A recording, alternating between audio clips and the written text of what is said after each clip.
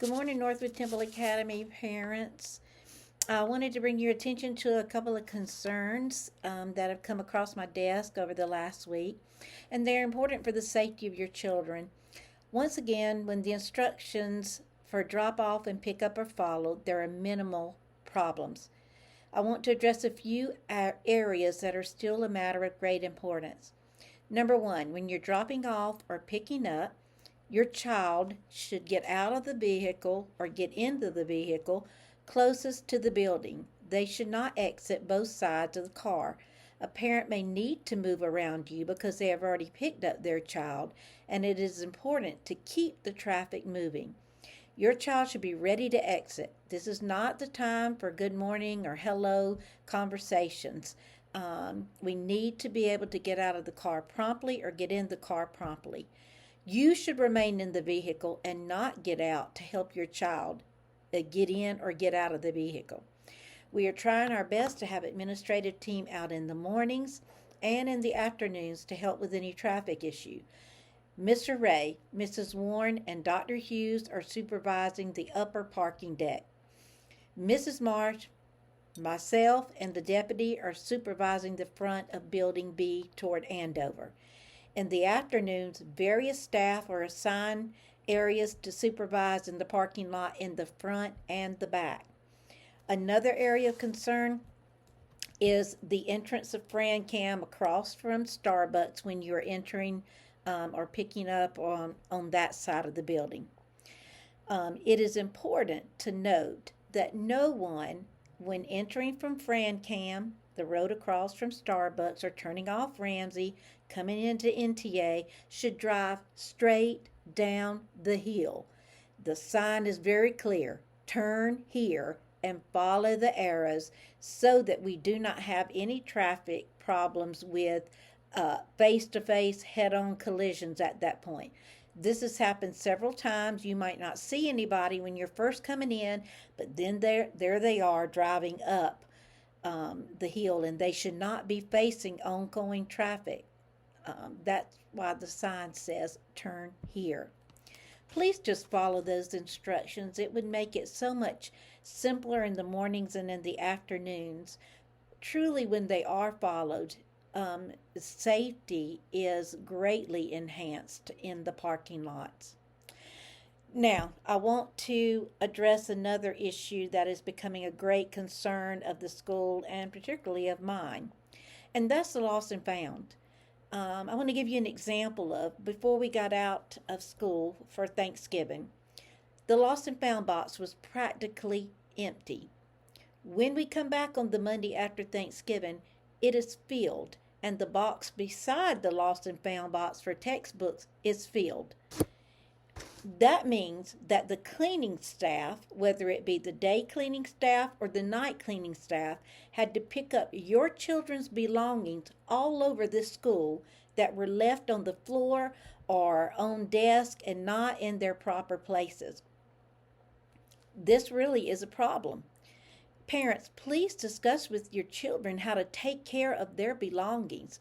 Then we're having the complaints, well, somebody stole this or stole that. When the case of the matter is when pocketbooks and book bags are found on the floor after school hours and they're trying to mop and sweep and clean our buildings, these maintenance staff should not be responsible to pick up your children's belongings. Pocketbooks should be locked in a locker, not left out.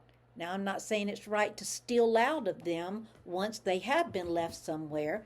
However, when you have pocketbooks and when you have book bags and there is no ID whatsoever inside of them for us to even locate who they belong to, it makes it more difficult for things not to go missing.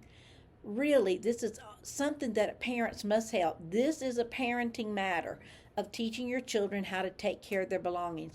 Right now, this morning, the lost and found box is completely overflowing. There was a literature books and math books and in the box beside the lost and found. There are a ton of lunch boxes in there. It may not seem when you're talking about one child, but when you're talking about almost 600 kids that are not keeping up with their belongings, it becomes a great issue. So please have that conversation, a strong conversation with your children about being mindful and taking care and being responsible for what belongs to them. Um, it would greatly help our staff here on campus. If you're missing sweatshirts and book bags and you're missing lunch boxes, please come check the lost and found. We do have a parent that has been taking the things home and washing them and putting them up on the racks. I will tell you, at the end of the year, when textbooks are missing, you will be charged for the total cost of replacing that textbook. And not many of the hardbook textbooks that we use around here are much under $100. So that alone should really implore you to implore your children to keep up, be responsible for their belongings. On a side note, that's a lighter note, we are really getting excited about Christmas at Northwood Temple Academy. Tonight, the NTA chorus and high school band will present Christmas selections sure to usher in the Christmas spirit. Elementary parents, if you're looking for a wonderful Christmas activity to do with your little children, bring them tonight at 7 o'clock in the worship center. You'll be blessed by our chorus and inspired by our band. They will do a wonderful production tonight.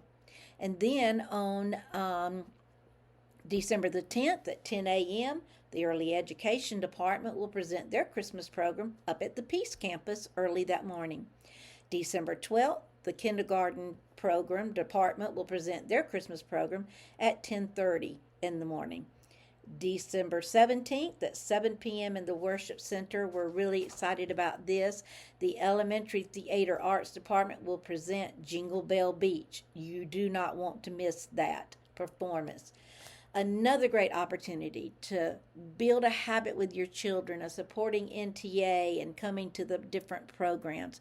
It promises to really be great.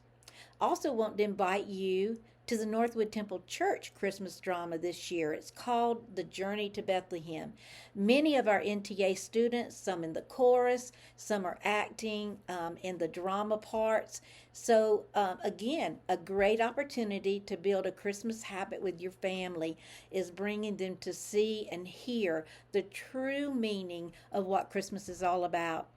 Next week, I am so excited about sharing with you what I found from Luke 1 and Luke 2 that just blew my mind about the meanings of some of the words, and I'm just really getting it all together. I love to read the Christmas story every year. I encourage you to do that with your children. Grandparents, pull your grandchildren around you and tell them about this event that really took place that changed the world. Merry Christmas, everybody, and I'll share more about that next week. But please help us with these concerns: traffic, pickup, drop off, and the lost and found. I need your help. Thank you so much. Have a great day.